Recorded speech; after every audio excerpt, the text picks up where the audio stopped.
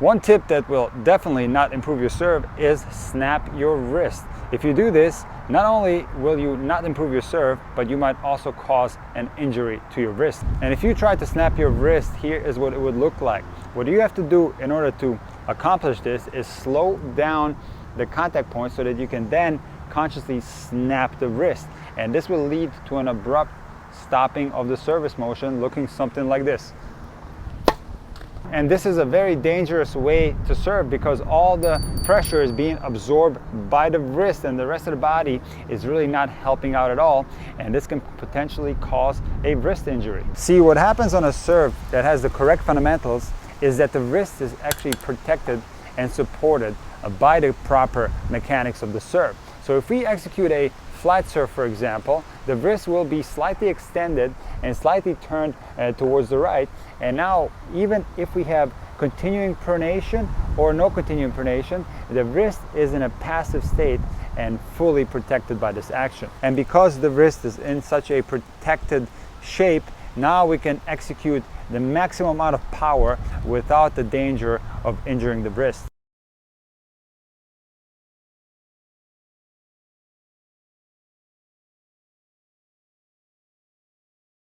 See, on a kick serve, there might be a little bit of wrist movement, but it's not something that you have to consciously do. Naturally, as the tip of the racket is pointing towards the left at the moment of contact, and if we now have a more lateral swing path, there might be a little bit of wrist involvement on this serve. But you don't have to consciously execute it. It will naturally happen as you execute the correct kick serve swing path.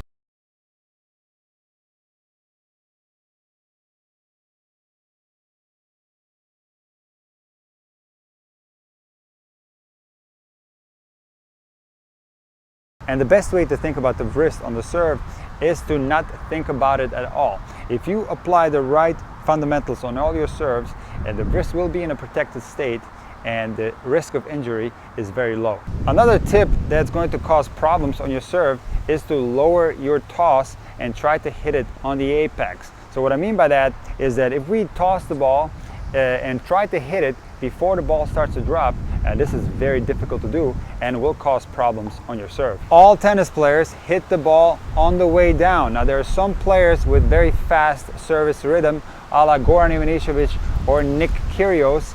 They will hit the ball on the way down, but it's only slightly falling, so they're pretty close to hitting the ball on the apex. There are some players that actually hit the ball on the apex, such as Alex Dolgopolov and Roscoe Tanner. So you're talking about a handful of players that are able to serve like that, and there's a reason why not more players serve in that way, and that's because it's very difficult to execute a serve with such a speedy rhythm. I'm going to try to hit a serve and hit the ball at the apex, and let's see what happens to my technique as a result of it.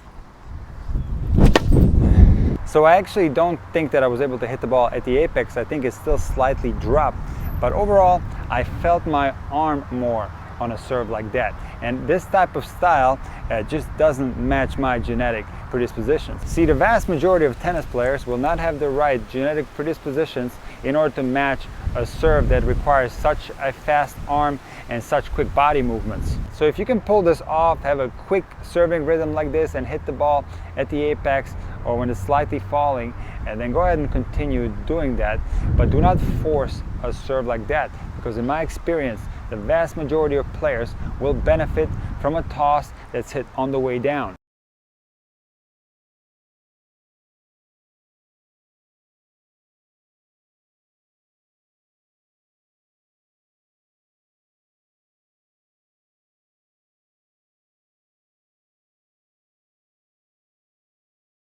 And there's a lot of benefits you can get from letting the toss drop. You don't have to rush your take back. You can let the racket gradually accelerate, and also if you happen to have a pinpoint stance, there's a little bit more time for you to pull that back foot up to the front foot. And there actually might be a little bit more power in a serve that's hit with a falling toss. See, on a volleyball serve, players will draw power from throwing the ball way up into the air, and then the ball will pick up momentum as it's falling, and the volleyball player uses that momentum to generate more power. So if I hit a serve where the ball is actually falling down before I make contact, and there will be more momentum established by the ball itself.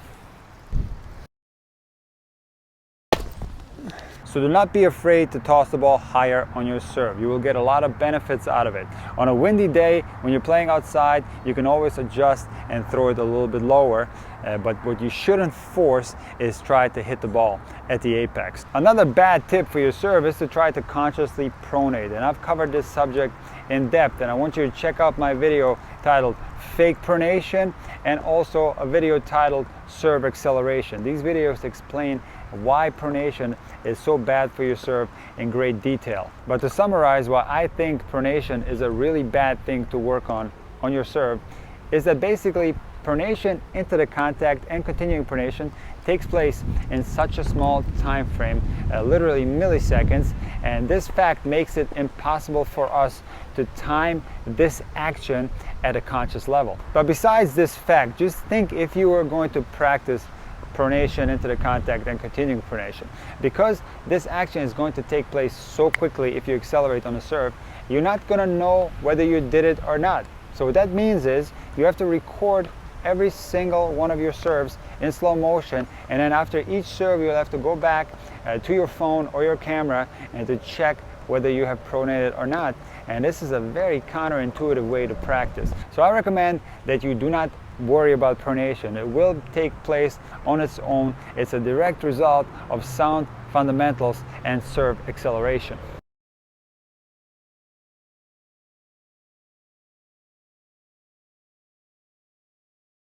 And finally, the worst tip ever on the serve is to try to jump into your serve, or in other words, drive your legs or use the power from the ground up.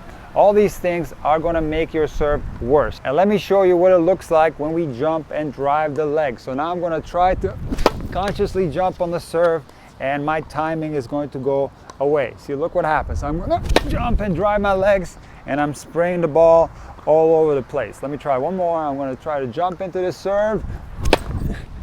And I've covered this subject in great detail. I have two videos that you can watch if you're interested. And one, it kind of gives you the history of the leg drive. It shows you the best players of all time and how much the legs are part of their serves. And this video is titled The Leg Drive. Now I have another video where I talk about how to do it correctly, how to use the legs properly on the serve. And this video is titled The Passive Leg Drive.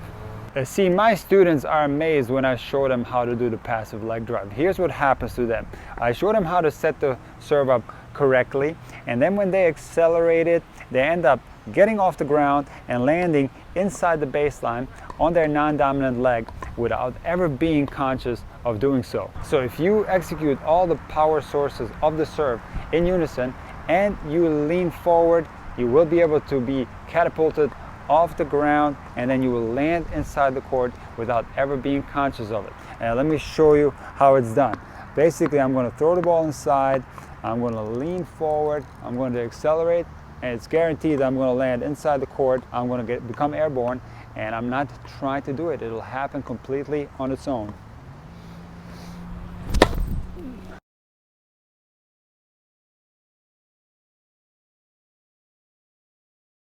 And the only way for the passive leg drive to not happen would be if I consciously try to hold my feet on the ground.